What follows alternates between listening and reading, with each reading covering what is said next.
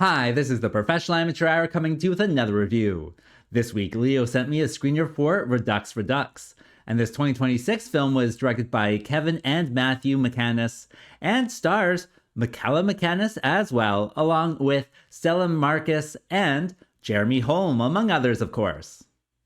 So what is the story of Redux Redux? Well, it's about this woman, and her daughter was killed by a serial killer, and so she is out for revenge. And she does get revenge. However, her universe has discovered that we actually live in a multiverse, and she figures out how to make a machine, or at least buys the machine, where she can travel to different universes. So she's traveling the multiverse, getting revenge over and over and over on this, serial killer. And then she goes to a universe where the serial killer has a new victim, and she is actually able to save that victim. So they team up for revenge and, go on to the next universe, ultimately kind of looking for a universe with her child still alive in it. And will she be able to find that? Well, for that, you gotta watch the movie and find out. All right, so let's discuss this movie. So what works with it? Well, going into it, I thought kind of the world and everything around this multi-dimensional travel was actually pretty cool. I thought the world that they kind of create is an interesting one, where she is going, to different worlds and killing this guy over and over and over again, which is actually quite a bit of fun. They also have the world thought out, because there's so many layers to it all, I would say, that the writers, who are also the directors, I believe, took the time to try and figure this stuff out. She has just a whole manila envelope just full of keys, and so she's just going around trying to open cars and stuff like that. And she has the serial killer's house, she already has the key to that house, so she can just sneak in at any time. And so it's clearly kind of thought out. And beyond that too, at one point they run out of fuel in their time machine, so they have to go looking for fuel, which leads them to finding people from her dimension. And then how that's kind of depicted with, certain lingo or slang, or, certain vocabulary that it's oh, what does that mean? That could mean this, that could mean that. And it's all kind of rather interesting. So the whole world and the whole setup of, the plot here, I think is well thought out. And that shows how much kind of effort and care that went into making this.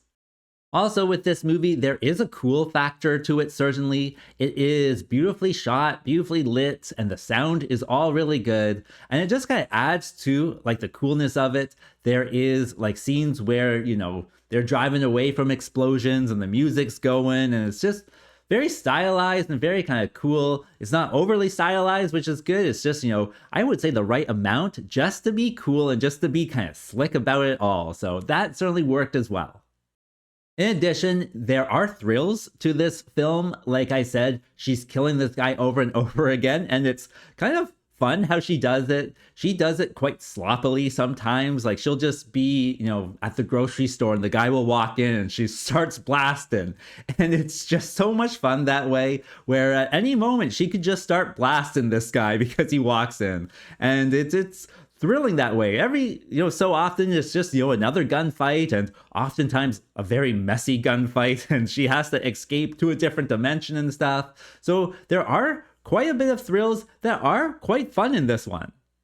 Also, this movie does kind of have a drama aspect to it, and I think it's pretty easy to get, swept up in the drama, since one, the acting is actually quite good in this one. I do appreciate that. The actors are feeling real, I would say. Really good performances from them. But then just the kind of straightforward plot, where it's, a mother looking for revenge, that kind of gets you into it. That's very understandable, and you understand her motivations right away. They don't have to explain too much, so they get right into it. And then the drama that's added to it with, the new victim and how they kind of have to team up and stuff. So it is kind of an easy movie to get into. And lastly, I thought the time machine, and I know it's not a time machine, it's a multi-dimensional machine. I enjoyed it. I gotta say, I liked the design of it. I thought it was really cool. It's kind of like a metal coffin that can, send you into different dimensions. And it's just a lot of fun. It has kind of a cyberpunk element to it, where it's, like I said, a metal coffin, but then they have car parts on the outside. And they have these three exhausts that kind of pop and backfire. And then I guess the engine turns over, which then turns you over to the next dimension. So the whole kind of situation with the machine, I thought was just well done. There was a fun element to it. Just to see them jump into this coffin and then go to a new dimension, and even then how it appears in the new dimension is a lot of fun as well. So the sci-fi element, I think it works for this one. And I think that brings me to what doesn't work with this one. Well, I don't have too many, points for this one. I did think that the drama sometimes like slows it down, especially when they're, building their connection between the girl and the woman. It just really kind of just drags it down. Like, I don't really need to know all of these backstories or why she's running away or whatever. And I just want to get to, the cool stuff, right? So it does slow it down. I know it adds to the characters and you do get more invested in the characters because of that. And even then, like with the teenager, at first, like I was kind of annoyed with her. As you get to know her and get to understand her, you get, more and more attached to her. And then she does something very teenagery and you're like, okay, well, I don't care about you anymore. And so, yeah, there's just some things that kind of slow it down, kind of, are not perfect with inside the plot.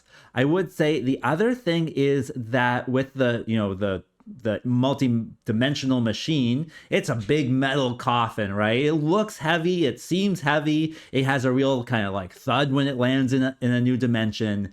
But these two women like move the machine all the time. Like they can just kind of like pick it up. You don't actually see them pick it up. You just see them, get a car and then it's, magically inside the car. So I never believed that they were able to move it without, some type of machine or something like that. And that was also a part that is clearly overlooked, but at the same time, it's for reasons, right? It's just to, get the machine in the car. They don't need to explain how can these two ladies lift this, metal coffin. And so that was another point that is certainly a flaw in this one. And so would I recommend this movie? Well, if you can, be patient sometimes, as there are scenes where you have to be patient. Like I said, there are thrilling scenes with lots of kind of gunfights and stuff. But when the drama kind of kicks in, it does slow it all down. And so if you can, sit with a movie, I would say this one is a fun watch. It has a lot of different kind of elements, thrills, drama, multi-dimensional travel, and that can be a good time for a night. And as for a rating, well, ultimately, I thought it was above average, so I'm going to give it a 6.